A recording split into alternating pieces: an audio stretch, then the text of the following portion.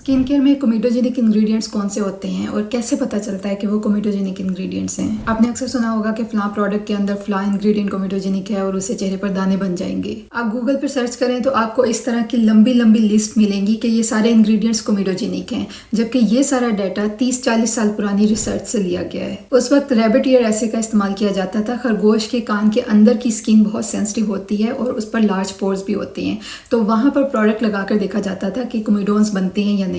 खरगोश के कान की स्किन ह्यूमन स्किन की निस्बत बहुत ज़्यादा सेंसिटिव होती है और उस पर लार्ज पोर्स भी मौजूद होते हैं, जिनके क्लॉग होने की प्रोबेबिलिटी ज़्यादा होती है। रिसेंट ईयर्स में ह्यूमन ऐसे डेवलप किया गया है जिसमें कोमेडोजेनिक टेस्टिंग ह्यूमन पैनल पर की जाती है।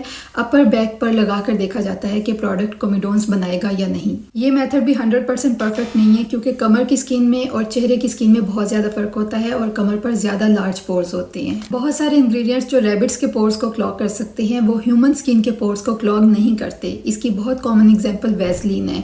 बहुत सारे रैबिट मॉडल एसेस के मुताबिक वैसलीन इज कोमेडोजेनिक, लेकिन ह्यूमन एसे के मुताबिक वैसलीन इज नॉट कोमेडोजेनिक। और ये स्टडीज उन लोगों पर की गई थी जिनकी एक्नी प्रोन स्किन थी और जिनको एक्नी का इशू रहता था। Still Vaseline didn't show any pore clogging potential. Isopropyl palmitate के बारे में लोग कहते हैं कि ये कोमेडोजेनिक इंग्रेडिएंट है। I have made products for brands जिसके अंदर ये इंग्रेडिएंट था। We did the comedogenic testing and the product was not comedogenic. So please stop picking up false information from the internet and from influencers जिनको chemistry का बिल्कुल knowledge नहीं है, जिन्होंने कभी कॉस्मेटिक प्रोडक्ट्स नहीं बनाए, जिन्होंने कभी रिसर्च नहीं की। Validate your source of information first before spreading false information to others. अगर एक प्रोडक्ट के अंदर सारे नॉन कोमेडोजेनिक इंग्रेडिएंट्स हैं तो जरूरी नहीं है कि वो प्रोडक्ट भी नॉन कोमेडोजेनिक हो। Quantity is important too. For example glycerine is good for your skin, पर इसका मतलब ये नहीं है कि आप ग्लिसरीन की पूरी बोतल मुंह पर ढेल लें। If you are still in doubt तो आप वो इंग्रेडिएंट्स अवॉइड कर सकते हैं जिनकी कोमेडोजेनिक रेटिंग 4 या 5 है, और अगर वो इनकी लिस्ट में टॉप 5 to 7 इंग्रेडिएंट्स में से एक है। This is a general guide, no hard and fast rules. Always do a patch test with new products.